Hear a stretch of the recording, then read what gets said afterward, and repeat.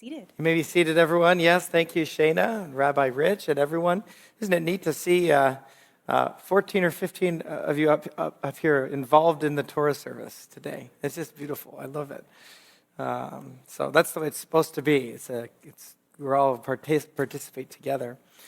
Well, today we read Parshat Tetzaveh, and after hearing the Ten Commandments at Mount Sinai, which was Parshat Yitro, a few back, and receiving case law all about the Ten Commandments and how we live them out, Parshat Mishpatim, Moshe ascends to the mountain for 40 days.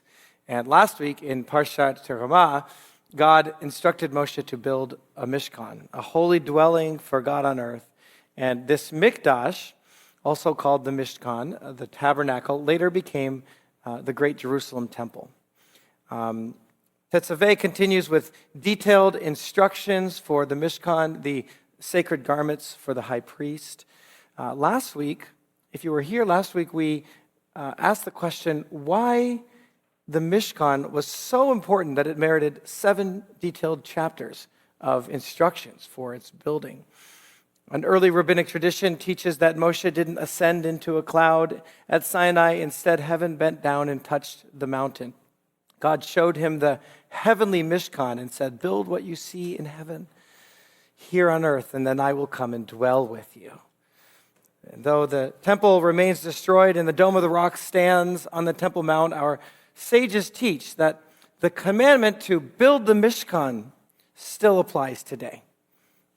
Now, we must build it within ourselves. A replica of heaven, a dwelling for God's presence within our hearts. Even in the diaspora, our sages teach that we must build this Mishkan inside of ourselves. There are several midrashim that compare parts of the temple to organs of the human body, and each midrashim sort of has different ways of constructing it and different symbolism around this. But the connections are very real.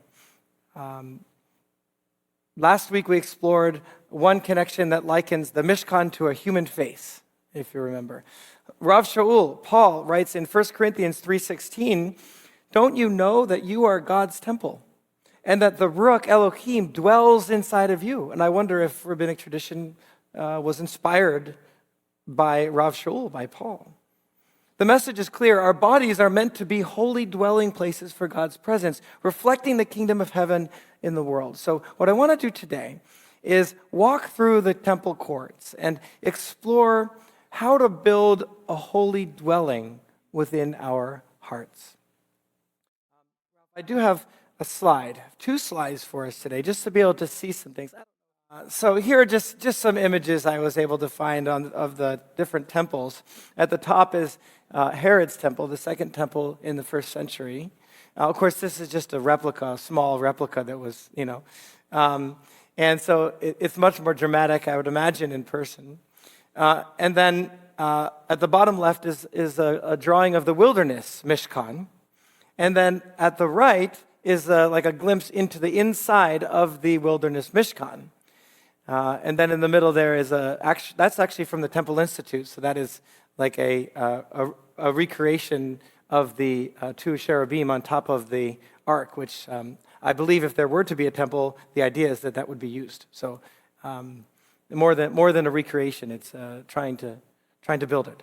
Okay, so what we want to do is start from the outside and work our ways in. So let's start from the outer walls. Now, in the wilderness Mishkan, it's really just the 2 places. But as you see in the second temple, it was expanded. So we have these huge outer courts that are around the Mishkan itself with these huge walls.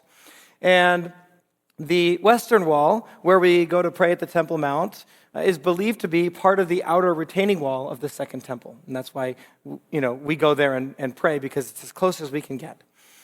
The outer walls of the Mishkan in the wilderness was fine linen cloth supported by wooden beams marking the boundary of this sacred space. So think of your entire body and your mind as a temple. The outer walls of your temple could represent your physical body, your flesh, which gives your soul concrete existence in the world. In the Torah, our physical bodies are holy. They're set apart for God's purposes. Again, in 1 Corinthians 6, Paul writes, "Don't you know that your body is a temple of the Ruach HaKodesh, who is in you, whom you have from God? You are not your own, for you were bought with a price. Therefore, glorify God with your body."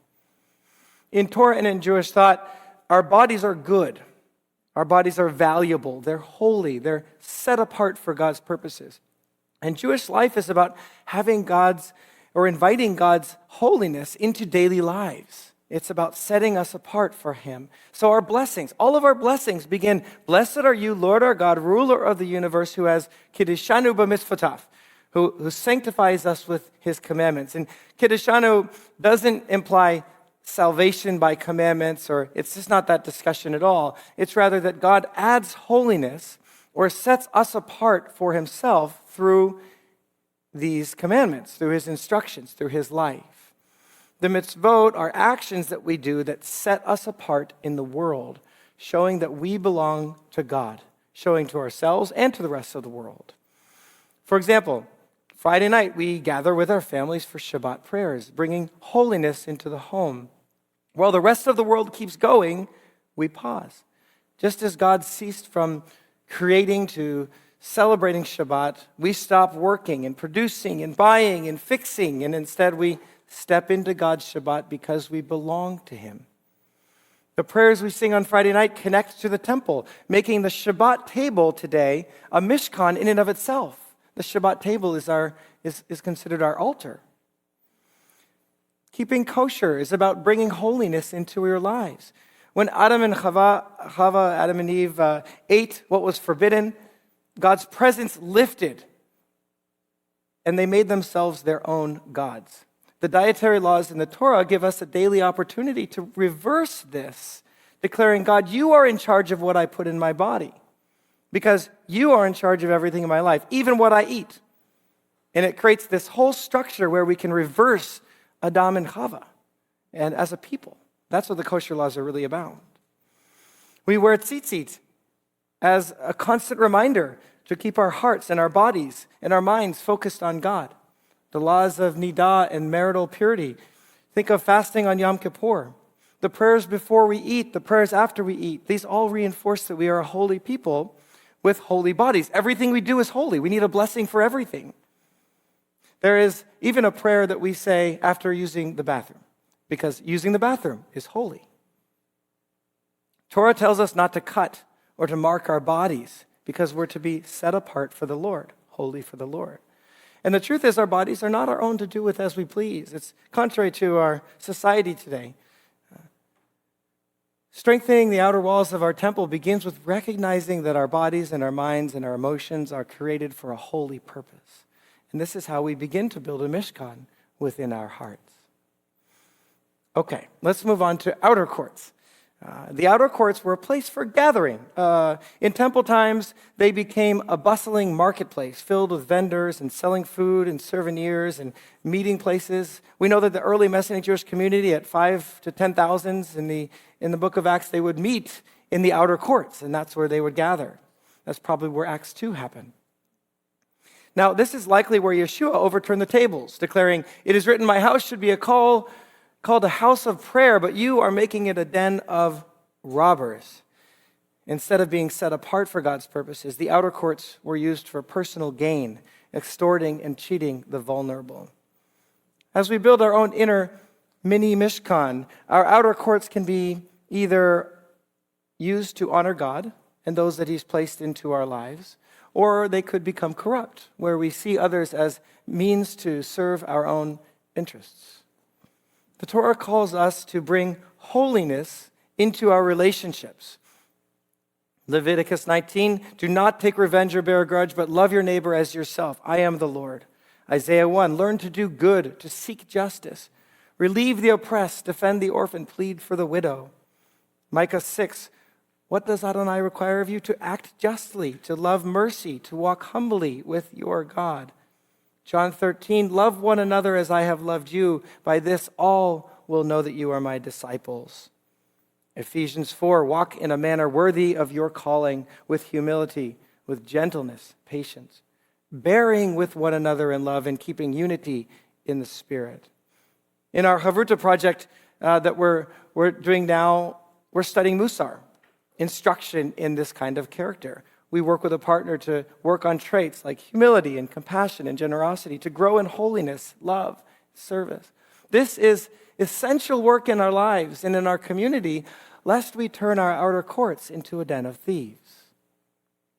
As we move into our inner courts, and here we have just a drawing of the Mishkan itself with the women's court, which is still sort of an outer court, and then we move through up 15 stairs up into the priestly area, and here we have our altar.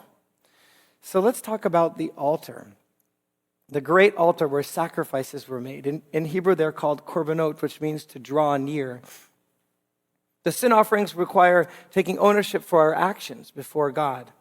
The burnt offerings demonstrate that our entire lives are devoted to God. And the thanksgiving offerings put God on the throne of our hearts. Romans 12 calls us to make your lives a living sacrifice. Not just part of our lives, but all of our lives. Our inner courts are where we encounter God, offering our hearts as living sacrifices. Just as the altar was for purification and dedication, we are called to purify our hearts and to align our lives with His will. Now, just as sacrifices were a form of worship, our inner Mishkan is a place for worship. The priests had to be ritually pure. They inspected every sacrifice that came in for blemishes. And likewise, we must guard and inspect what enters into our inner courts, lest we allow impure and blemished things inside of our Mishkan. Now remember, this is framed with the love and musar and relationships that we have beforehand. So we have to put all of these things together. But think about this. What will you allow to influence you? What will you allow to influence you? I've seen this again and again. We really do become like the people we are with. So as we sift through everything coming our way, we might ask ourselves, are you surrounded by holy friends who encourage you and who love you? Isolation can be very dangerous. We need each other. What do you read? What do you listen to? What do you watch? How do you relax? These are daily choices that shape our Mishkan. And, I don't usually kind of get into this kind of thing or talk about it too much from the podium, but I just want to highlight a serious blemish that is we have to become aware of because it's so much a part of our community. When Corinthians speaks of our bodies as a temple, it warns specifically, the whole context is around destroying our temple, that we might destroy it by allowing sexual immorality inside. And this takes many forms. Again, not something we normally talk about, but pornography is deeply embedded into our society. In 2024, the new studies, it's amazing, showed that 78% of men, 43% of women, and 73% of teens in the U.S. regularly consume it. The industry now, worldwide, is generating up to $287 billion. The industry is inseparable from sex trafficking, from abuse, and modern slavery. You can't separate them. That's a whole other message, but you can't separate them. It is a deep injustice in the world. It's oppression. It's a violation of human dignity, and yet it's just a Google search away on an unprotected device. It destroys marriages. It destroys intimacy, emotional and spiritual sensitivity. It numbs our souls. And we're called to be holy temples, created for real love and true joy and true life found only in God's presence. Now, I'm not raising this to condemn anyone, but to educate. I don't share it for purposes of like, hey, you're bad. It's like to educate and say, hey, pornography rewires the brain. It's as addictive as heroin. And many good people are trapped and need help. So I'll stop there, but if anyone needs help in this area, reach out. Please reach out. Freedom is possible, but the first step is to ask for help. That's the first step. And then we have compassion, and we work on it together. And one more point just to parents out there or future parents. the average age of addiction as of 2024 starts at 12. Often younger. So that's the average age. Sometimes it's as early as 8. So I just urge you to use safe devices. That's easy these days. And start conversations early. 6 to 8 years old is when you start talking about this with kids. And talk to me. I have books and resources of how to talk with kids about these sorts of things in age-appropriate ways. So, okay, let's move on. Pornography is a serious issue, but we also need to guard everything that enters our inner soul. Raina and I have decided that we're just too young to watch R-rated movies. Ephesians 5 calls us to be imitators of God, knowing that we are dearly loved children, walking in love as Messiah loved, offering himself as a fragrant sacrifice to God. Paul warns against even a hint of immorality, and he includes greed in there, right next to it. He even includes unholy speech right next to sexual immorality. These are the same. Forms of idolatry that risk our inheritance in the kingdom of heaven, he says. Think about how to boil a frog. You know the analogy. You drop a live frog into a boiling pot, it jumps out. But if you put the frog in cold water and heat it up slowly, then it just boils until he's cooked. So when we flood our minds with unhealthy content around the world and call it downtime, are we slowly desensitizing ourselves? You're not a frog. God called you to be a Mishkan. So we need to ask, does this entertainment or media or habit, does it belong in my temple? Will it draw you closer to God or will it push you away? Is there something you can identify right now that maybe needs to be removed from your temple? Holiness isn't about living in fear. It's not about being self-protective, and it's not just about rules. It's about creating and catching a vision for life that's set apart, even when it feels extreme to our culture. And it's not about only removing the unhealthy things. It's even more about filling our Mishkan with God's life. So Ephesians 5 continues and urges us to wake up. He says, live wisely, make the most of our time, filling our hearts with the scripture, with the Ruach, with worshiping with joy. He says, wake up, O sleeper, rise from the dead, and Messiah will shine on you.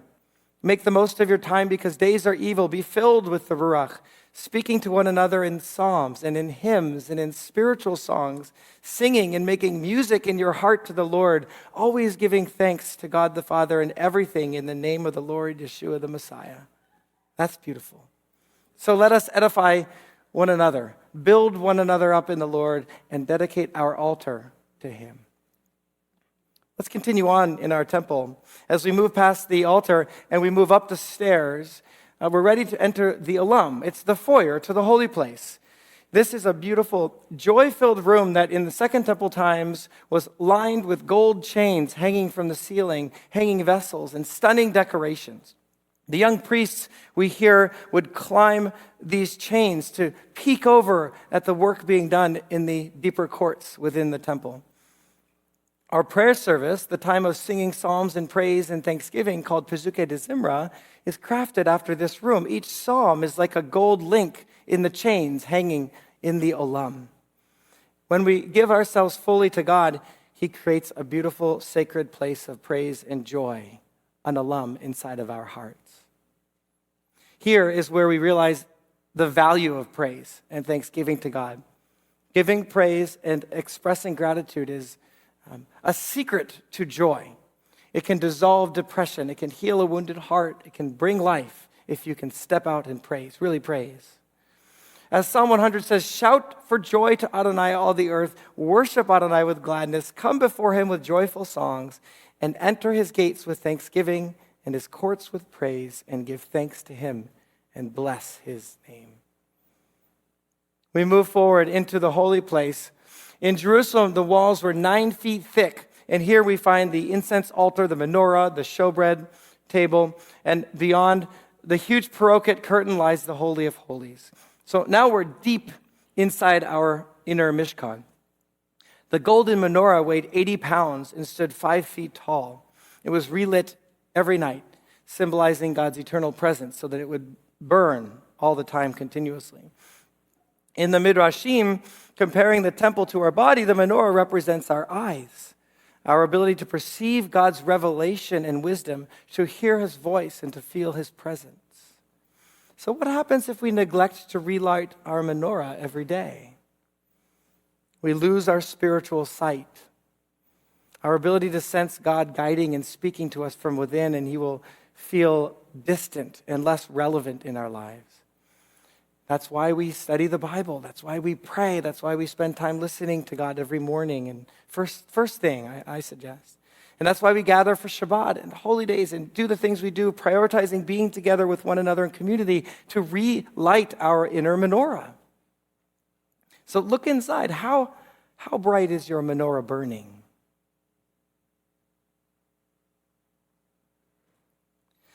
Next to the menorah is the showbread offering, bread that was left out on display, showbread, made visible by the light of the menorah until it was eaten by the priests and then replaced. So the Midrash compares the bread with the stomach. Bread is the sustenance of life. We might think of Deuteronomy 3:8, man does not live by bread alone, but by every word that comes from the mouth of Adonai. The light of the menorah reveals that we are really made of inside, who we are, what's our substance. In the deepest places of our heart, who or what do we look for true sustenance? Who do we look for to solve life's problems first? Where do we go? John 6:35, Yeshua said, I am the bread of life. The one who comes to me will never be hungry, and the one who believes in me will never be thirsty. In the center, we have the Ketoret, where incense is burned, continuously filling the temple with a fragrant aroma. This incense can be compared to the deeper meditations of our hearts, our secret desires and unspoken thoughts known only to us and God. As Psalm 19:14 says, let the words of my mouth and the meditations of my heart be acceptable in your sight, Adonai, my rock and my redeemer. Our incense must be consumed with prayer. Revelation 5:8, just before what we read today, golden bowls of incense represent the prayers of the righteous. Here, prayer is like the soundtrack to our life, as a constant inner conversation with God, filling our holy place with the fragrance of prayer. Philippians 4, do not be anxious about everything, but in everything, by prayer and petition, with thanksgiving, let your requests be made known to God. Thessalonians, rejoice always, pray without ceasing. In everything give thanks, for this is the will of God in Messiah Yeshua for you. Ephesians, with every prayer and petition, pray at all times in the Spirit, and to this end be alert with all perseverance and petition for all of the righteous. Colossians, devote yourselves to prayer, keeping alert in it with an attitude of thanksgiving. What kind of incense are you burning in your holy place? Now, the paroket was stunning, woven with blue, symbolizing the holiness of God, purple representing royalty, scarlet for atonement, white linen for righteousness, with two cherubim woven as guardians. In Second Temple times, it was 4 inches thick and 80 feet tall. And we can compare the paroket perhaps to our self-image. I make it a point to have one-on-one dates with my kids. And parents, I recommend you do this, or future parents, do this all the time. One-on-one dates with the kids is the best. And one date that I remember was when Aviva was 3. Sorry, Aviva, but she did give me permission. So 10 years ago, we kayaked on the Charles River and got within 5 feet of a blue jay with its wings fanned, full of colors. And I took the chance to share Yeshua's words, look, if God clothes the birds with splendor, how much more will he care for you? And then we took it a step further, and we said, if God made that bird so beautiful, and you're much more valuable to him, then how much more beautiful are you than that bird? And she grasped it in her 3-year-old way, but we all need to understand this today. Because the lies and the hurt and the brokenness of our world, some people will feel ugly or unlovable or full of shame. We may feel like failures or unworthy of real love, unable to reflect God's beauty. Instead of feeling more valuable than the blue jay, we might feel worthless, feel like we have nothing to offer. I think the root of the problem, there's all kinds of things, but the root of the problem is that we just don't know who we really are. we don't know whose we really are. And these hurts and wounds have found their place on our parokhet. Healing comes when we tend to all of these areas of our Mishkan we've been talking about, and we remember who our Heavenly Abba truly is, when we allow him to speak to us in our inner courts, revealing who we are and how he sees us, woven together in our mother's womb, made in God's image, like the blue, royal to his people, like the purple, sins atoned for, like the scarlet, and like the linen clothed in the righteousness of Yeshua. Cheruvim guard our coming and going. Perhaps these are guardian angels in our life. You're even more beautiful than the blue jay on a fall day.